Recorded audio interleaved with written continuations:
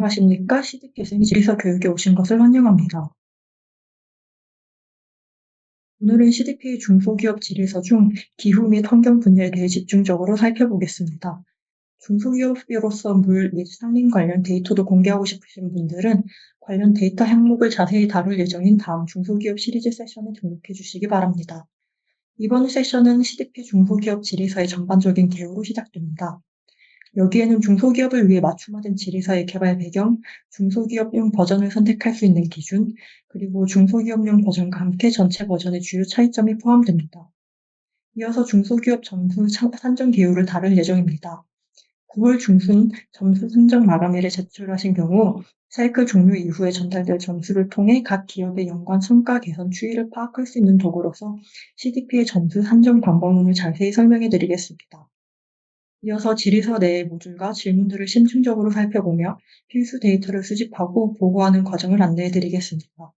마지막으로 중소기업을 위한 구체적인 자료와 2026년 공시를 시작하는 데 도움이 될 지침을 제공하며 마무리하겠습니다. 그렇다면 왜 중소기업을 대상으로 한 지리서가 있는 것인지 살펴보겠습니다. 먼저 CDP가 중소기업을 대상으로 한 지리서를 도입한 이유를 설명드리겠습니다. 중소기업은 전체 기업의 최대 90%를 차지하며 은행 자금 조달에 크게 의존하고 있습니다. 그러나 주류 환경보호 관할과 규제 체계에서 중소기업은 제대로 반영되지 못하는 경우가 많습니다. 중소기업이 글로벌 가치 사슬에서 중요한 역할을 수행하고 있다는 점을 고려할 때 이러한 데이터 격차는 심각한 문제입니다. 중소기업의 데이터 공개가 확대되면 정보 공개 요청자를 포함한 데이터 사용자들은 더 폭로별 정보를 통해 더욱 환경 친화적인 의사결정을 내리고 경영 정책을 수정할 수 있습니다. 이에 대응하여 CDP는 2024년 중소기업 전용 지리서를 도입했습니다. 이번 버전은 질문 수를 줄이고 형식을 간소화하며 지침을 강화하여 환경 정보 보고의 접근성을 높였습니다. CDP 데이터를 바탕으로 2025년 통계 자료를 여러분과 공유하고자 합니다. 주로 유럽, 아시아, 미주 지역을 아우르는 1,900개 이상의 기업이 중소기업 지리서를 통해 정보를 공개했습니다. 이 중 반복 응답 기업의 65%는 정보 공개 경험이 매년 나아졌다고 응답했습니다. 앞으로도 CDP는 전반적인 보고 경험을 더욱 개선하고 중소기업의 지속 가능성 여정을 돕기 위해 공개 정찰을 광고 간소화하고 중소기업 지리서를 지속적으로 개선해 나갈 것입니다. 이제 자격 요건을 살펴보겠습니다. 이전에 정보를 제출한 적이 있는 경우 2026년 중소기업 자격 기준에 약간의 변경 사항이 있음을 유의해 주시기 바랍니다. 과거 기존 중소기업 자격 기준은 다음과 같았습니다. 직원 수가 500명 미만이고 매출액이 5천만 달러 미만인 모든 조직은 중소기업 지리서를 통한 응답이 가능합니다. 위 기준을 초과하되 직원 수가 1,000명 미만이고 매출액이 2억 5천만 달러 미만인 경우에 풀버전 지리서를 권장합니다. 올해는 이러한 기준이 다음과 같이 간소화되었습니다. 직원 수가 1,000명 미만이고 매출액이 2억 5천만 달러 미만인 모든 조직은 중소기업 지리서 또는 풀버전 지리서 중 하나를 선택할 수 있습니다. 직원 수와 매출액이 모두 이 기준치를 초과하는 조직은 중소기업용 지리서를 통한 응답이 불가하며 풀버전 지리서만 선택할 수 있습니다. 기업의 조건이 풀버전 자격 요건에 근접하거나 이미 정보 공개에 익숙한 경우 풀버전 지리서를 통해 응답하시는 것을 권장합니다. 풀버전에는 더 많은 데이터 항목이 포함되어 있습니다. 이에 대해서는 나중에 더 자세히 살펴보겠습니다. 중소기업 지리서를 작성하기로 선택한 경우 환경 문제에 대한 응답 방식에는 변경사항이 없습니다. 모든 중소기업 공시 대상 기업은 기후변화에 대한 공시가 의무화되며 요청을 받거나 자발적으로 참여할 경우 산림 및 수자원 안보에 대해서 보고할 수 있습니다. 올해 수자원 안보 또는 산림 문제에 대한 공시를 요청한 요청자가 있는지 확인하려면 마이포털을 확인하시고 해당 사항이 있을 경우 그에 따라 진행해 주시기 바랍니다. 여기서 보시다시피 플라스틱, 해양 및 생물 다양성 항목은 올해 아직 중소기업에 적용되지 않았습니다. 이 슬라이드는 지리서 셋업 절차가 어떻게 되는지 보여줍니다. 설정은 공시기관의 온보딩 과정에서 중요한 단계입니다. 이 단계에서 조직은 전체 질의서를 통해 공시할지 아니면 중소기업용 질의서를 통해 공시할지 그리고 어떤 환경사항을 공시할지 등을 확정합니다. 이 표는 풀버전 질의서와 중소기업용 질의서의 차이점을 보여줍니다. 예를 들어 회색으로 표시된 섹션, 즉 환경 이슈 평가 및 추가 정보는 중소기업용 질의서를 작성하는 공시기관에게는 표시되지 않습니다. 2026년 중소기업 공시 대상자에게 영향을 미치는 유일한 중소기업 변경 사항은 중소기업 자격 요건에 대한 변경입니다. 구체적으로 아리백으로부터 공시 요청을 받은 조직은 매출액이나 직원 수와 관계없이 풀버전 질의서만 작성할 수 있습니다. 다시 말해 이는 아리백 요청을 받은 공시 대상자에게만 적용됩니다. 이는 아리백의 필수적인 핵심 데이터 항목이 풀버전 질의서에만 포함되어 있기 때문입니다. 따라서 마이포털에서 요청 내역을 확인하시고 올해 어떤 요청자가 어떤 환경 사안에 대해 공시를 요청하고 있는지 확인해 주시기 바랍니다. 질의서 셋업 단계에서 각 기업의 공시 범위가 직원 수, 매출액 및 평가된 활동 분류에 따라 결정됩니다. 질의서 셋업을 완료하면 마이포털 공시 시스템이 맞춤형 데이터 항목과 관련 성과 사항이 포함된 질의서 버전을 생성합니다. 주요 정보 요청자 중 하나는 공급망 관련 콘텐츠를 요청한 고객, 즉 CDP의 공급망 구성원일 수 있습니다. 이러한 항목들은 질의서 전반에 걸쳐 나타나며 포털에 별도로 표시됩니다. 중소기업 평가 점수에 대해 자세히 설명하는 섹션을 마련하는 예정입니다. 하지만 올해의 중요한 변화 중 하나는 기후변화 부문에 SME A 리더십 점수 구간이 도입된 점입니다. 이는 중소기업의 등급 중 최고 등급입니다. 이전에 공시를 진행하여 B등급을 받은 기업이라면 올해 A등급의 목표로 구체적인 방향을 설정해 볼 수 있습니다. 이는 지속적인 협력을 통해 어떤 효과가 나타날 수 있는지 보여주는 로드맵입니다. 올바른 협력 관계를 바탕으로 2, 3년에 걸쳐 공급업체의 여정이 어떻게 전개될 수 있는지가 나타나고 있습니다. CDP는 본 로드맵과 같은 장기적인 타임라인을 선호하는데 이는 기업들이 성장을 통해 시간이 지남에 따라 실질적인 개선 효과를 보여줄 수 있다는 점을 잘 이해하기 때문입니다. 따라서 초기 단계에서는 공급업체가 기반을 마련하고 기본적인 응답 데이터를 제출하는 데 중점을 둡니다. 이러한 기준점을 바탕으로 공급업체는 초기 목표 설정, 배출량 감축 이니셔티브 보고, 재생에너지 사용 보고 등으로 한 단계 더 나아갈 자신감을 갖게 될 수 있습니다. 세 번째이자 마지막 단계는 협력 기회를 통해 성과를 개선하고 신뢰할 수 있는 과학 기반 목표를 설정하는 것입니다. CDP 공급망 프로그램은 인식 수준이 낮고 위험도가 높은 공급업체를 환경관리 분야의 협력 파트너로 변화시키는 지속적인 여정을 다룹니다. 다음으로 앞서 살펴본 기본적인 기준 외에도 질의서 버전을 평가하고 핵심 데이터 수집을 계획할 수 있도록 풀버전과 중소기업 버전의 질의서 간 주요 차이점을 살펴보겠습니다. 다음은 질의서 구조에 대한 개요입니다. 2026년 기준 오른쪽의 중소기업 질의서에는 10개의 모듈이 있습니다. 보시다시피 이 모듈들은 풀버전 질의서와 대체적으로 동일한 구조와 흐름을 갖고 있으며 이는 정보 제공자와 데이터 사용자 모두에게 일관성을 제공합니다. 이 슬라이드 하단에 있는 범례를 보면 알 수 있듯이 검은색 배경의 모듈은 통합된 모듈입니다. 즉, 하나 이상의 환경 문제를 다루는 질문이 포함되어 있음을 의미합니다. 반면 주황색 배경의 모듈은 특정 환경 문제와 관련이 있습니다. 여기서 주목할 점은 모듈 21 산림과 모듈 22 수자원 안보가 2026년에 새롭게 추가되었다는 것입니다. 앞서 언급했듯이 이 두 모듈에 대한 설명은 다음 주에 진행될 별도의 세션인 중소기업 시리즈 수자원 안보 및 산림 웨비나에서 다룰 예정입니다.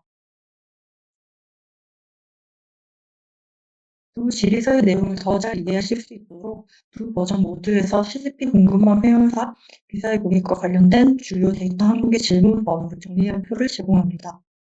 보시다시피 중소기업용 질의서는 풀 버전보다 질문 수가 적지만 매출량 데이터, 매출량 검증, 매출량 감축 목표와 같은 가장 중요한 데이터 항목은 여전히 포함하고 있습니다. 제출 전에 해당 문항의 응답이 가능하도록 미리 준비하시면 도움이 되리라 생각합니다. 중소기업의 보고 역량을 더 잘 반영하기 위해 일부 질문 문구가 해당 기업의 상황에 맞게 조정되었습니다. 예를 들어 거버넌스 모듈에서 플로전 질의서는 응답자에게 이사회 또는 이에 상응하는 직책이 환경 문제에 대한 책임을 지는지 명시하도록 요청하였습니다. 중소기업용 질의서에선 이를 관서에서 조직 내 환경 문제를 담당하는 사람이 있는지 묻습니다. 이제 질의서 개요를 설명드리겠습니다. 처음에는 어려워 보일 수 있지만 요청되는 일반적인 정보는 5W1H 왜, 언제, 어디서, 누가, 무엇, 어떻게라는 기본 질문들로 나눌 수 있습니다. 첫 번째 소개 모듈에서 요청되는 핵심 정보 중 하나는 기업의 보고 기관이 언제인지 묻는 등 언제에 초점을 맞추고 있습니다. 다음으로 위험 및 기회 모듈은 의사의 지속에 있어 지속 가능성이 중요한 이유는 무엇입니까? 와 같은 문항을 통해 데이터 사용 시각 왜를 이해하도록 돕습니다. 셋째, 거버넌스 모듈은 이 과정에 적절한 수준의 책임성이 확보되도록 이사회 차원에서 기업의 지속 가능성을 담당하는 인물이 누구인지 파악하고자 합니다. 넷째, 사업 전략 모듈은 기사가 지속 가능성 목표를 어떻게 달성할 것인지, 포괄적인 전환 계획이 있는지, 해당 활동에 예산이 배정되었는지, 그리고 다섯 번째로 기후변화 모듈은 기사의 기후변화 지표를 파악하여 추적하고 조직 내 환경적인 지속 가능성 기반을 파악하기 위한 정보를 필요로 합니다. 마지막으로 기업은 입력된 정보에 대한 승인을 해야 합니다.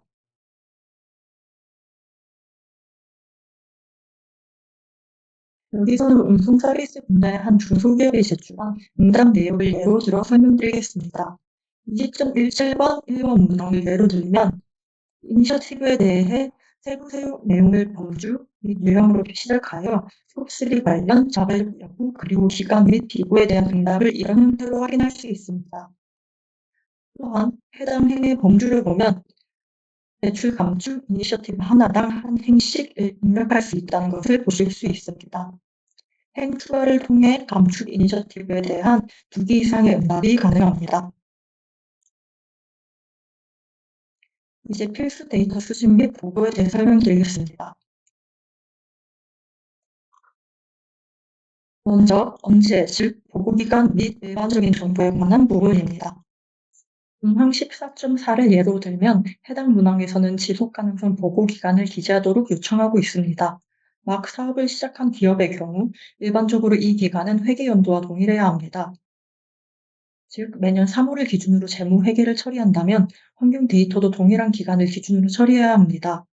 이는 국제적으로 인정받는 프레임워크를 따르기 위함이며 탄소 집약도와 같은 특정 지표의 경우 동일한 기간의 재무 데이터 사용이 필요하기 때문입니다.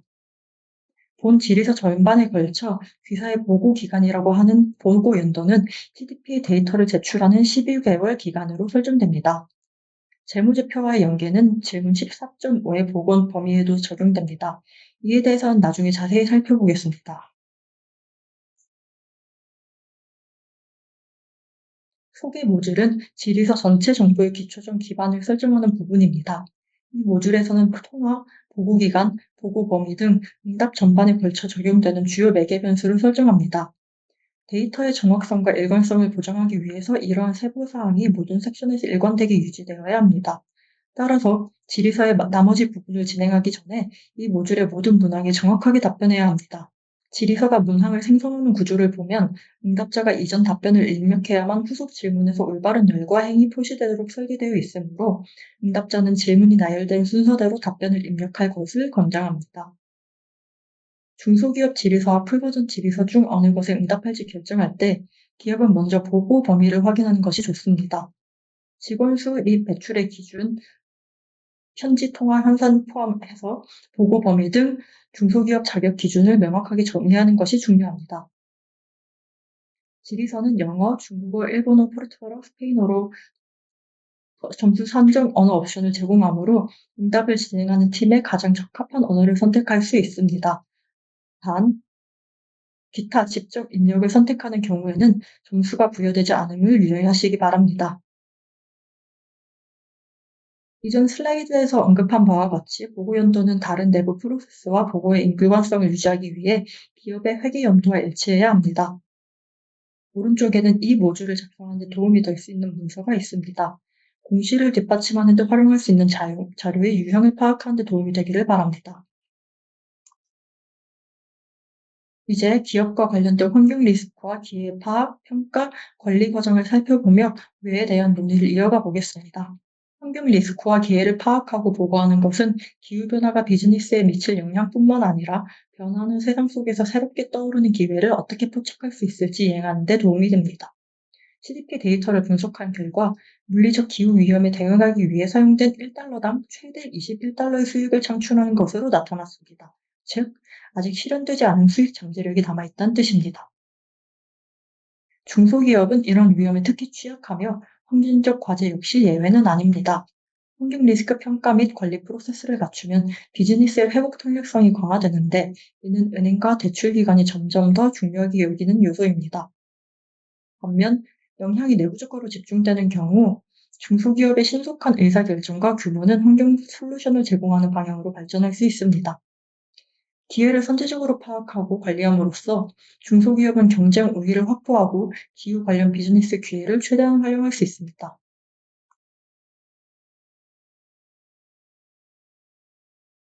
질의서의 모듈 15로 넘어가면 조직의 리스크와 기회를 식별하고 평가하고 관리하는 프로세스가 있는지를 확인합니다.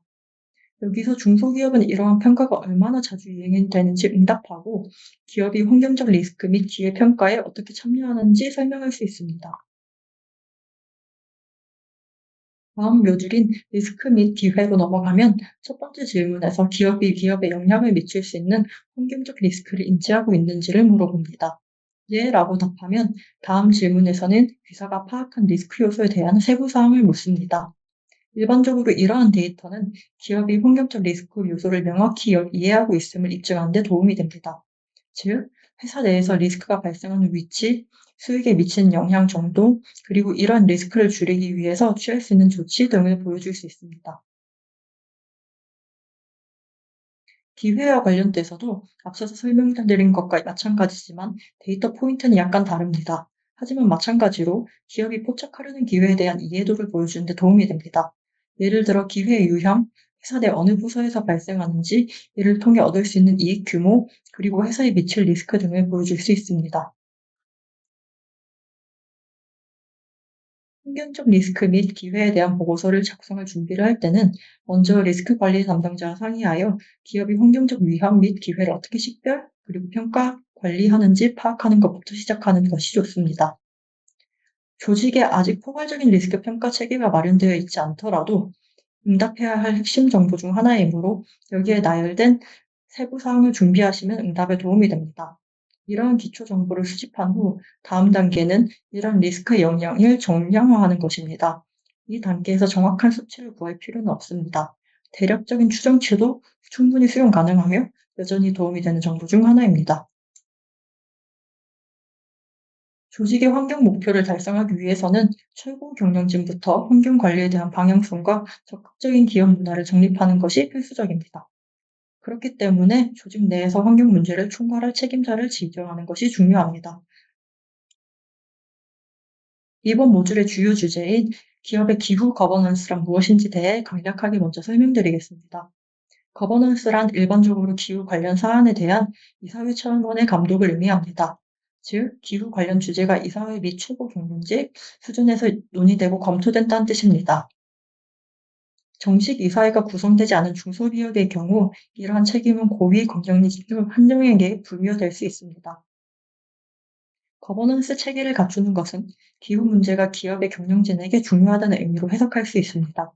이 섹션의 질문들은 기업의 거버넌스 구조와 메커니즘을 파악하여 데이터 사용자가 기업의 최고 경영진 수준에 기후 문제를 어떻게 다루고 있는지 이해할 수 있도록 돕기 위한 것입니다.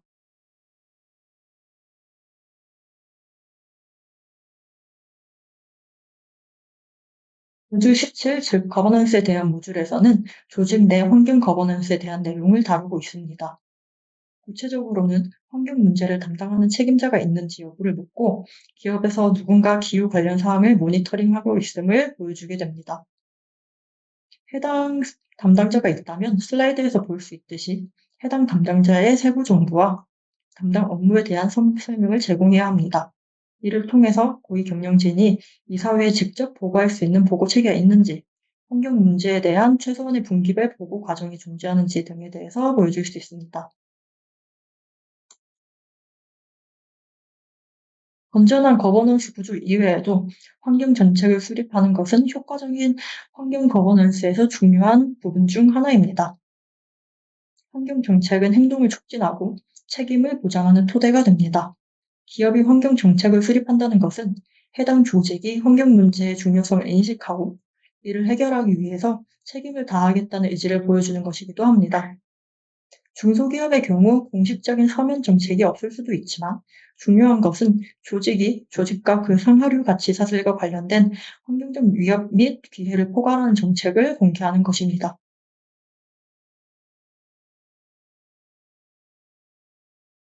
이제 기업의 환경 정책에 대한 질문으로 넘어가겠습니다. 이 섹션에서는 먼저 기업의 환경 정책이 마련되어 있는지를 묻습니다. 만약에 그러한 정책이 있다면 다음과 같은 세부 정보를 제공해야 합니다. 일단 적용 범위, 예를 들어서 해당 정책이 조직 전체에 적용되는지 아니면 특정 시설 혹은 조직에만 적용되는지 여부를 묻습니다. 그 다음으로는 포함되는 가치 사슬 단계입니다. 예를 들어서 해당 정책이 공급 업체나 공급망의 어떤 특정 부분에 특화되어 있는지 여부를 묻습니다. 다음으로는 정책의 내용입니다. 구체적인 약속, 목표 또는 정책에 포함된 참조 사항 등이 포함됩니다. 조직의 서로 다른 환경 문제나 가치 사슬의 다른 부분을 다루는 여러 정책이 있는 경우 행을 추가해서 각 정책에 대한 세부 정보를 응답에 모두 포함시킬 수 있습니다. 다시 정리해 보겠습니다. 이 모듈 응답을 위해서는 기업의 내부 조직들을 참고하는 것이 좋습니다. 이를 통해 조직 내에서 환경 문제를 담당하는 담당자나 위원회를 파악하는 데 도움이 될 것입니다. 또한 조직의 현행 정책을 검토하고 질의서에서 요청하는 핵심 정보를 제공할 수도 있습니다. 다음 부분은 사업 전략에 관한 부분입니다. 이 모듈에서는 귀사는 어떻게 지속 가능한 목표를 달성할 계획입니까? 등의 질문을 통해 계획 달성 방법을 물어봅니다. 이는 대개 기후 전환 계획의 형태로 나타납니다. 이 계획은 전환을 위한 기업의 모든 노력을 종합한 것이며 기업이 사업 모델을 1.5도 또는 2도 목표에 어떻게 부합시킬지 보여줍니다. 여기에는 기업이 취할 조치들이 포함되며 책임성과 투명성을 확보하기 위한 메커니즘 역할을 합니다. 따라서 이는 환경적 여정에서 더 앞서 있는 중소기업을 위한 것으로 기업의 환경적 노력을 모두 종합한 결과물입니다. 재무 계획의 경우 리스크와 기회를 파악한 기업이라면 이러한 환경 문제의 영향을 극복하기 위한 미래 전략과 재무 계획이 이를 반영해야 합니다. 조직의 지속 가능성 전략에서 또 다른 핵심 요소는 가치 사슬과의 협력 계획입니다. 기업의 가치 사슬이란 자원 채굴부터 소비자가 제품을 사용한 후 폐기되는 단계에 이르기까지의 전체 비즈니스 과정을 의미합니다. 따라서 기업의 위치에 따라 가치 사슬의 주체가 다를 수 있으므로 이 섹션은 다양한 방식으로 나타날 수 있습니다. 가치 사슬과 연관된 각종 참여 활동은 경험을 공유하고 전문성을 구축하며 리스크 관리를 강화하는 데 도움이 될 수 있습니다. 이러한 활동의 예로는 사내 교육, 공급 업체와의 환경 친화적 교발 또는 고객에게 지속 가능한 관행과 제품에 대해 교육하는 것 등이 있습니다. 모두 18에서는 먼저 기업의 전략 또는 재무 계획이 환경적 리스크 및 기회에 영향을 받았는지 여부를 명시해야 합니다. 기후 관련 의사결정이나 인셔티브를 전사적 전략에 통합하는 기업이 실질적인 조치를 취하고 기후 관련 목표를 달성할 가능성이 더 높다는 사례들이 있습니다. 이 문항을 통해 의사결정, 재무계획 수립 또는 전략 수립 과정에서 환경 문제를 고려하고 이에 따라 조치를 취했는지를 알 수 있습니다. 기업의 재무계획이 환경적 리스크 또는 기회에 영향을 받은 사례로는 재무계획 프로세스의 환경적 리스크 및 기회를 통합, 자원 배분, 투자 및 자금 조달의 결정에 미치는 영향, 주요 리스크 및 기회의 재무적 영향을 보여주는 사례 연구, 시간적 범위 고려, 환경 목표 및 구제 요건을 충족하기 위한 자금 조달 전략 접근 방식 등이 있습니다. 다음 질문은 기업의 전환 계획에 관한 것입니다. 중소기업은 유연성과 혁신 역량을 바탕으로 기후변화에 대한 활동력을 구축하는 데 핵심적인 기후 관련 해결책을 만들 수 있습니다. 그러나 앞서 언급했듯이 이는 중소기업에게 다소 어려운 과제일 수 있습니다. 그러나 중소기업들에게 전환 계획이 무엇이며 왜 중요한지에 대해 알리기 위해 해당 섹션이 있습니다. 이 문항을 통해 전환 계획을 보여주고 1.5도 목표를 공개적으로 입증할 수 있습니다. 다음으로 가치사슬과 협력하여 상류 및 하류 가치사슬 파트너들과 어떻게 협력하고 있는지를 응답합니다. 여기에는 어떤 유형의 활동을 수행하고 있는지 입력하시면 됩니다. 참여 활동의 예로는 공급업체와 협력하여 환경적으로 책임감 있는 자재 조달 체계를 구축하거나 고객에게 환경적 지속 가능성과 친환경 관행에 대해 교육하는 것 등이 있습니다. 또 다른 예로는 지속 가능성 관련 업계 네트워크에 가입하여 자원을 공유하고 다른 기업들과 모금 사례 및 협력 기회를 논의하는 것이 있습니다. 환경 문제와 관련하여 가치사슬과 협력하고 있지 않다면 그 이유와 향후 협력 계획에 대해서 소개해 주시면 됩니다. 본 문서는 CDP를 통해 고객으로부터 공급망 관련 요청을 받은 조직을 위한 것입니다. 고객사가 자사의 공급망을 더 잘 이해할 수 있도록 돕기 위해 본 질의서에는 구체적인 공급망 관련 질문이 포함되어 있습니다. 핵심 질문은 고객사와의 향후 협력 방안에 대한 아이디어가 있는지 여부를 묻는 것입니다. 제안할 내용이 있다면 여기에 세부 사항을 기재해 주시면 됩니다. 고객사는 제안 사항을 읽어볼 수 있고 후속 조치 및 개선이 진행될 수 있습니다.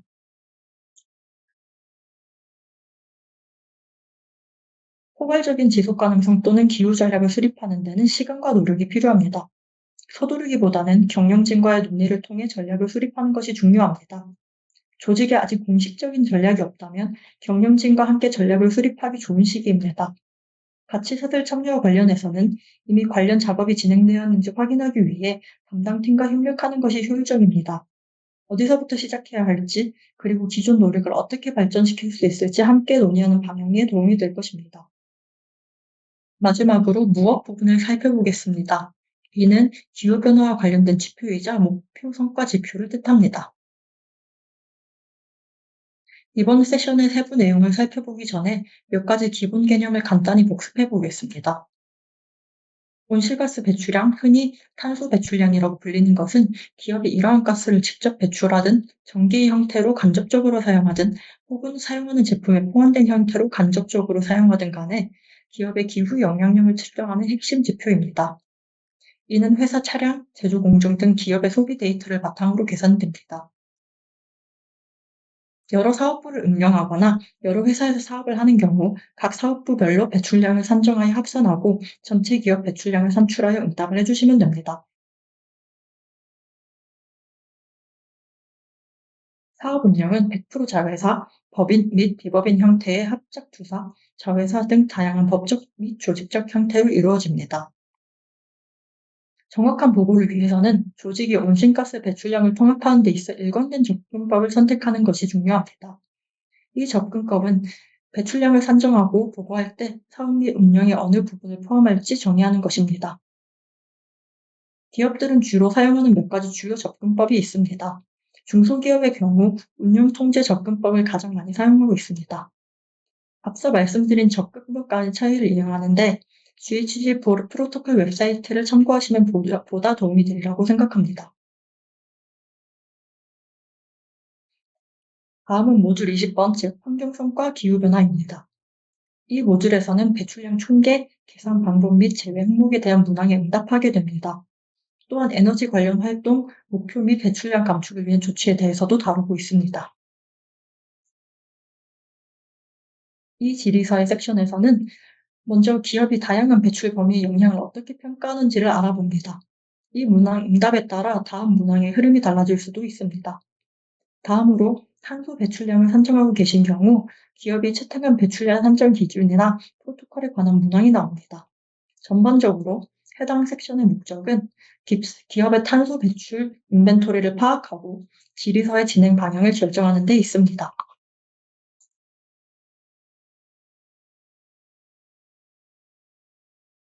다음으로 두 가지 질문 제외 항목과 관련이 있습니다. 보고서에 온실가스 배출원이 누락되었거나 포함이 되지 않은 경우 이 섹션에 해당 배출원과 관련된 세부 사항 혹은 이유를 기재하면 됩니다. 이를 통해 활동 데이터가 없는 경우 등 특정 배출원이 제외된 이유를 설명할 수 있습니다.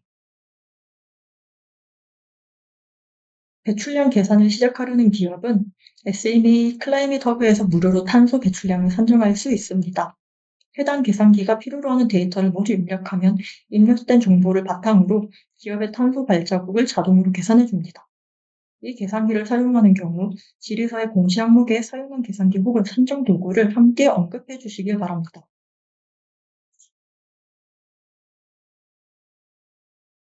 자, 여기에서는 앞서 언급한 계산기와 사용하는 방법론을 안내드리겠습니다. 배출량 보고에 대해 자세히 알아보기 이전에 스코프2 배출량에 대한 두 가지 보고 방식, 즉 위치 기반 또는 시장 기반이라는 또 다른 중요한 개념을 간단히 설명드리겠습니다. 시장 기반 수치는 구매하는 전력의 배출 계수를 의미합니다. 예를 들어서 100% 재생에너지를 구매한다면 배출 계수는 낮아집니다. 지역 기반 수치는 전기가 소비되는 지역의 평균 배출 계수를 의미합니다. 대부분의 경우 여기서는 국가 수준의 평균값이 사용됩니다. 중소기업 질의서에서만 선택 가능한 옵션이 있습니다. 기업이 탄소 배출을 계산할 때 어떤 접근 방식을 사용했는지 확실하지 않은 경우 접근 방식을 명시하지 않고 배출하는 보고하는 옵션을 선택할 수 있습니다. 다만 가능하다면 해당 선택지는 피하시는 것을 권장드립니다. 이 경우 고객사의 추가 문의가 발생할 수 있다는 점 안내드립니다. 이번 부분은 스코프 1, 2, 3 배출량 인벤토리에 관한 내용입니다. 총 배출량, 종료일 및 계산 방법에 대한 정보를 묻는 문항이 주 내용입니다. 다음으로 올해 공시에서 스코프 1 및 2 데이터를 보고하지 않는다고 명시한 경우 해당 부분의 매출이 차지하는 비중을 묻습니다. 이는 데이터 사용자가 기존 데이터를 바탕으로 기업의 배출량을 모델링하는 데 도움을 주기 위함입니다. 배출량 산정 절차에 대해 간략히 설명드리자면 총 5단계로 이루어져 있습니다. 앞서서 슬라이드에서 언급했듯이 먼저 보고 범위를 합정하고 어떤 활동이 보고 범위에 포함되는지를 결정해야 합니다. 다음으로 이러한 활동이 속하는 배출 범위, 즉 직접 배출 스코프 1, 구매 전기로 인한 간접 배출 스코프 2, 기타 간접 배출, 즉 스코프 3 중 어느 것에 해당하는지 파악을 해야 합니다. 모든 배출원을 파악했다면 활동 데이터 수집을 시작할 수 있습니다.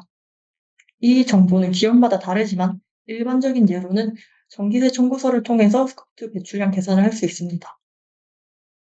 활동 데이터를 수집하는 동안 각 활동에 대한 배출 개수도 조사해야 합니다. 각 활동에 대한 개수는 IPCC 배출 개수 데이터베이스 등 인터넷을 통해 찾을 수 있습니다. 자, 이제 마지막으로 모든 데이터를 확보했다면 배출량 산정을 시작합니다.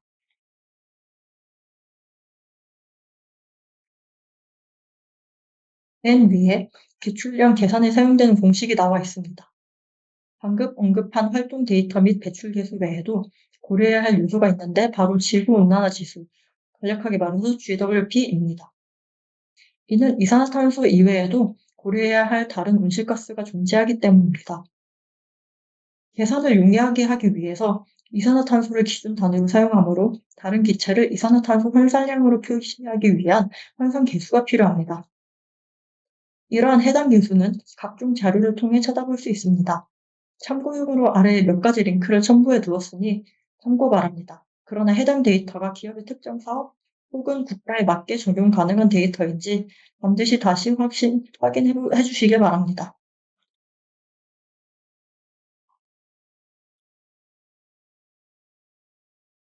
다음 두 가지 질문은 스콥3 배출량과 관련이 있습니다. 스콥3 배출량 산정은 다소 부담스럽게 느껴질 수 있지만 사실 스코프1 및 2와 크게 다르지 않습니다. 기업의 사업 활동에 해당하는 올바른 스코프3 카테고리를 파악하면 앞서 말씀드린 공식과 유사한 방법을 통해서 스코프3를 추정할 수 있습니다. 다만 주의해야 할 세부 사항들이 몇 가지 있으나 이번 교육에서는 해당 내용에 대해서는 다루지 않겠습니다. 더 자세한 내용은 추후에 있을 기후변화 교육 웨비나를 참고해 주시길 바랍니다.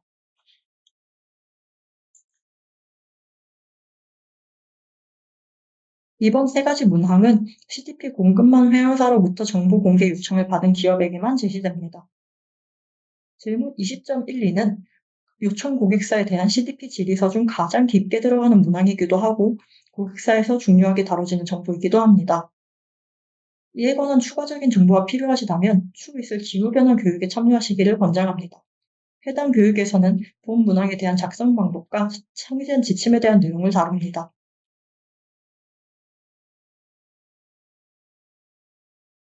이제 에너지 관련 활동 데이터로 넘어가겠습니다. 국가별 또는 지역별 전력 소비 내용을 제공할 수 있다면 해당 내용을 질문 20.15.1에 응답해 주시면 됩니다. 그렇지 않은 경우 재생 가능 에너지 및 비재생 가능 에너지원으로부터 총 에너지 소비량만 공개하면 됩니다. 이 섹션은 시장 수단을 통해 재생 에너지를 조달하는 경우든 직접 생산하는 경우든 기업의 재생 에너지 사용을 입증할 수 있도록 마련되었습니다.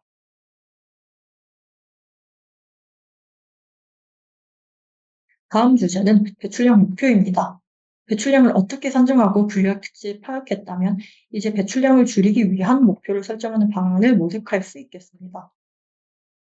목표 설정은 배출량 감축에 대한 의지를 보여주고 환경 전략에 관한 방향성과 체계를 제공합니다.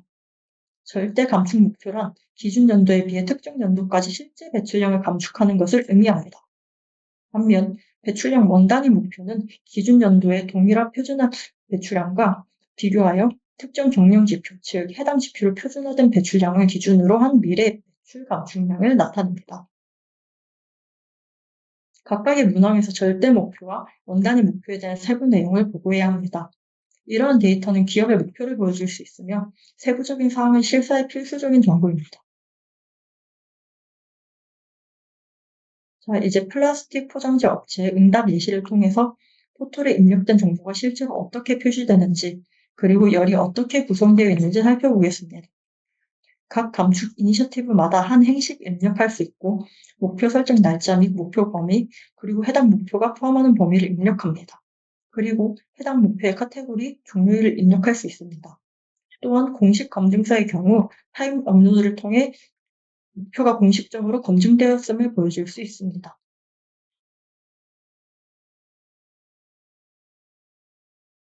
목표 설정을 위해서는 기준 연도와 목표 연도가 필요합니다. 기준 연도를 바탕으로 소급하여 또는 당해 연도를 기준으로 추정을 진행하게 됩니다. 감축할 비율을 선택하고 감축이 적용되는 범위를 지정한 다음 해당 목표와 목표 달성 진행 사항을 보고하게 됩니다. 이때 필요한 사항은 다음과 같습니다. 이 과정이 필수적인 것은 아니지만 데이터를 위해서 권장드립니다.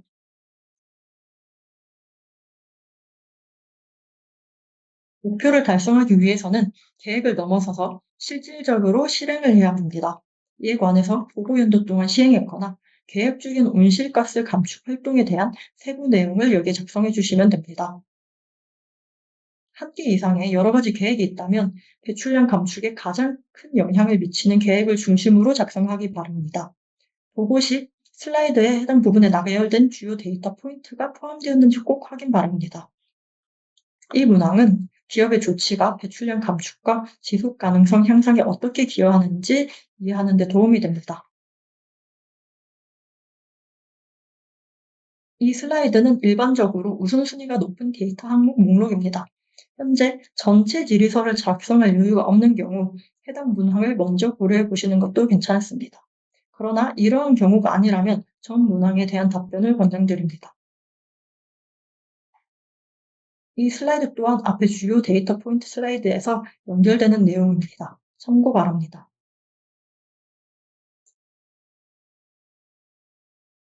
답변 입력 시 작성 요령을 설명해 드리겠습니다. 빈 셀이나 오류 혹은 앞의 응답과 일치하지 않은 응답은 의도치 않게 감점을 유발할 수 있으므로 다시 한번 확인 바랍니다. 또한 응답 내용이 기준을 충족하는지 검토하고 명확한 설명과 구체적인 답변을 기입하는 것이 좋습니다. 각 문항에 대한 기준은 질의서 내 책 모양 아이콘을 통해 확인할 수 있습니다. 또한 이해관계자와의 인게이지먼트 및 설문 응답을 담당하는 담당자를 선정하는 것을 권장드립니다.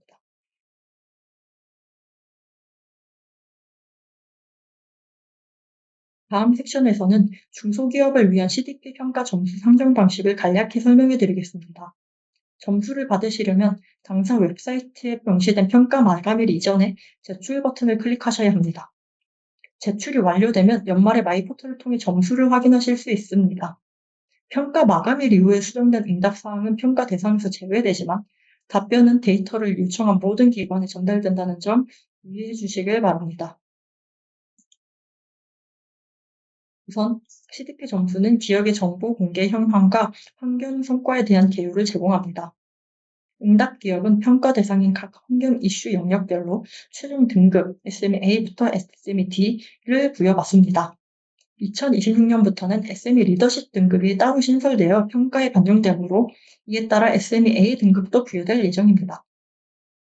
질의서의 모든 영역에 걸친 보고와 일관성을 유도하기 위해 응답자는 한 등급의 최소 요건을 충족해야만 다음 등급의 점수를 받을 수 있습니다. 이는 한 등급에서 최소 점수를 획득해야 그 위에 다음 등급으로 올라갈 수 있는 기준점 시스템을 통해 이루어집니다. 최소 점수 기준을 충족하지 못할 경우 해당 조직의 최종 점수는 이전 등급에 머무르게 됩니다. 이 접근 방식을 통해 특정 분야에서는 우수하지만 다른 분야에서 저조한 성과를 보이는 경우 이로 인한 등급 제한이 있을 수 있습니다.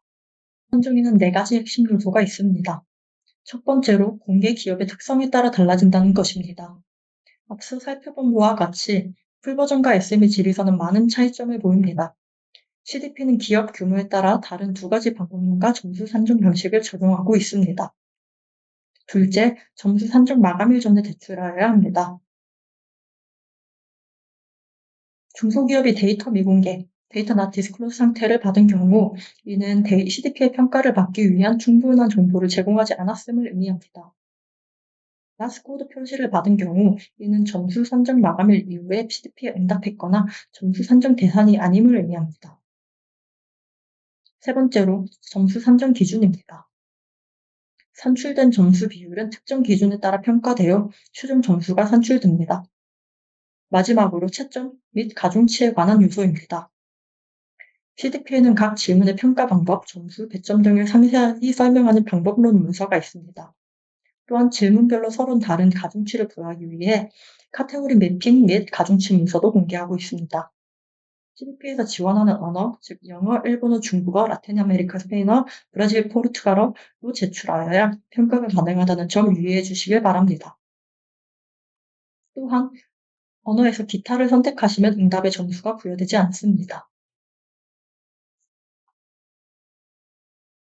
먼저 평가 기준을 살펴보겠습니다.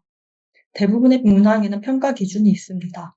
이러한 문제들은 디스클로저, 어웨어니스, 매니지먼트, 리더십 4가지 단계로 평가됩니다.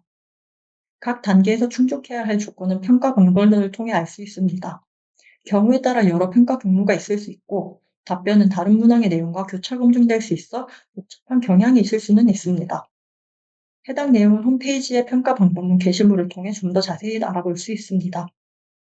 방법론에서 언급된 조건이 충족되면 문항의 점수가 부여됩니다. 각 단계의 점수 배분은 분자, 분모의 조합으로 설명됩니다.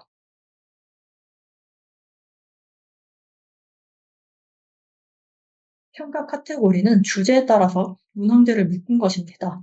2025년과 2026년 사이에는 평가 카테고리와 가중치의 변경 사항이 없었으며 평가 카테고리의 적용 방식을 명확히 하기 위해 질문 매핑에 대한 작은 수정만 있었습니다. CDP의 기후 변화 관련 중소기업 평가 방법론에는 13개의 카테고리가 있습니다.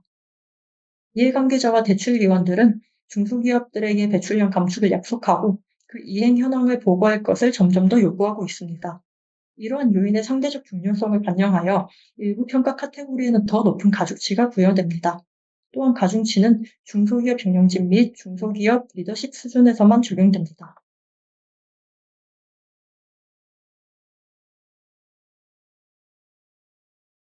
2026년부터 중소기업 리더십 등급 평가 제도가 도입되었습니다.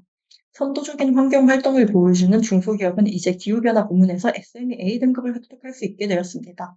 그 이전에는 중소기업이 받을 수 있는 최소 등급은 B였습니다. 중소기업 리더십 평가 방법론에 대한 자세한 정보와 배경을 살펴보겠습니다. 리더십 평가 중점 사항을 먼저 말씀드리겠습니다. 첫 번째로 CDP는 전략적 주도권, 거버넌스 및 책임성을 평가합니다. 두 번째로 평가는 단순히 양적 지표에만 초점을 맞추는 것이 아닙니다. 세 번째로 SME 리더십 평가 과정에서 특정 모듈이 절대적인 비중을 차지하지는 않습니다. 이 페이지에는 중소기업 리더십 평가 방법론에 새롭게 추가된 모든 모듈이 나열되어 있습니다. 모듈 16번에서는 리스크 평가를 개선하기 위해 중소기업이 더 많은 전략적 데이터를 제공할 것을 권장합니다. 이러한 응답을 통해 이해관계자의 의사결정에 유용한 정보를 제공할 수 있습니다. 모듈 17에서는 응답 기업에게 다음을 권장합니다. 환경 문제에 관한 연차 보고서를 제출할 것. 이때 연차 보고서는 최소 한 건 이상 경영직급 직책 또는 위원회에 제출할 것을 보여줘야 합니다. 그리고 두 번째로는 다음 내용을 포함하는 환경 정책을 시행할 것. 이 다음 내용에는 첫 번째, 100% 재생에너지 사용에 대한 약속, 두 번째, 순배출 제로, 즉 넷제로에 대한 달성 약속입니다. 모듈 18번에서는 기후 목표에 부합하는 전환 계획의 수립을 권장합니다. 이를 사업 전략에 통합하면 더 나은 장기 계획 수립이 가능해지며 운영 및 환경 목표에 대한 향후 주요 단계들을 예측하는 데 도움이 됩니다. 마지막으로 가치 사슬의 참여와 관련하여 모듈 18을 업데이트했습니다. CDP는 중소기업 및 풀버전 질의서 간의 요구사항을 조절하고 있으며 다양한 유형의 이해관계자가 협력할 것을 권장합니다. 자, 이제 환경지표 모듈인 모듈 20으로 넘어가 보겠습니다. 이 모듈에서는 기후변화 대응 현황에 대한 추가 데이터와 보다 정량적인 지표를 수집합니다. 전반적으로 CDP 중소기업 리더십 방법론은 공시기업이 정교한 측정 기준과 더 높은 수준의 책임성을 제시할 것을 요구합니다. 측정 단계부터 시작해 리더십 방법론은 기업이 믿을 만한 도구를 사용해서 스코프 1 또는 2 배출량을 산정하고 평가하고 스코프 3의 구체적인 범주를 보고할 것을 요구합니다. 전년대의 변화와 관련하여 이 방법론은 배출량의 감소 추세를 보여줄 것을 기대하고 있습니다. 측정 단계에 이어 CDP는 기업의 목표, 즉 현재 위치, 진전 상황, 주 이정표 및 기후변화 대응 상황과 목표를 평가할 것입니다.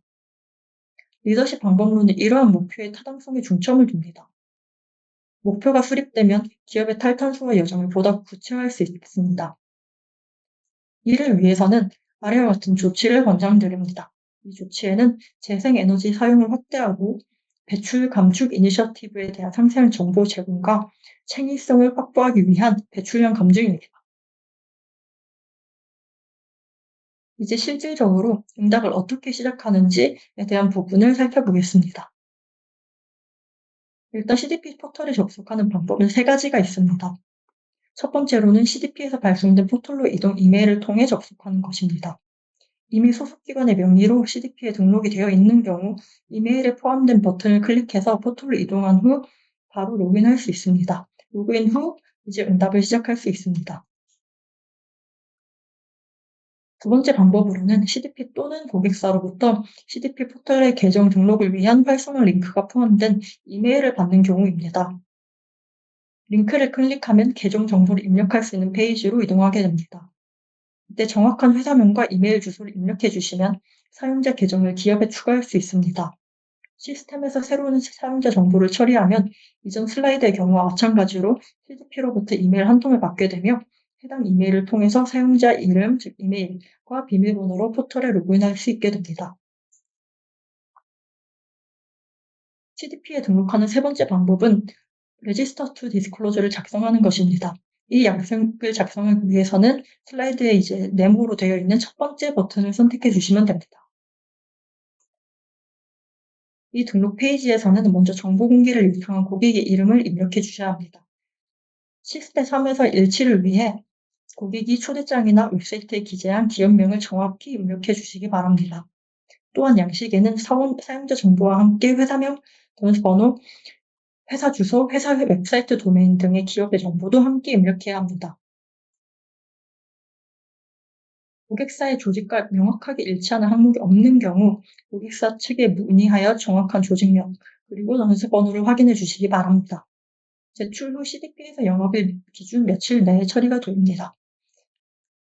처리가 완료되면 포털 로그인 설정을 위한 활성화 링크가 포함된 이메일을 보내드립니다.